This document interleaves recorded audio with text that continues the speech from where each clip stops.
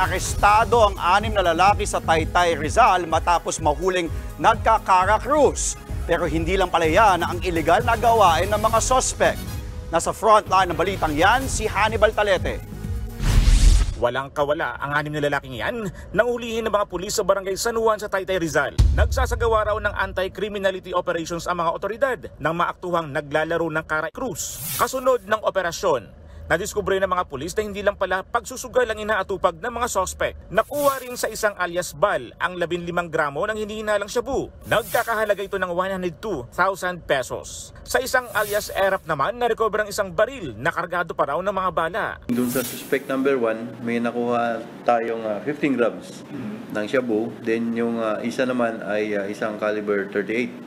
Bukod pa riyan, nakumpiska rin sa mga sospek ang 450 pesos na pamusta at 3 bariyang ginagamit sa sugal. Itinanggi naman ito ng mga sospek. Yung pong nakuha sa akin, sira naman po yung hindi ko pa nga nahunawakan yun. Iniwan lang sa akin yung sa bahay ng namin kapitbahay kasi umalis siya. Si alias Bal naman, napag-alamang 1 buwan pa lang mula nang makalaya. Kahit gaano kalit na anumang droga sa bahagi galing sa akin po, wala po sila nakuha sa akin kahit isa.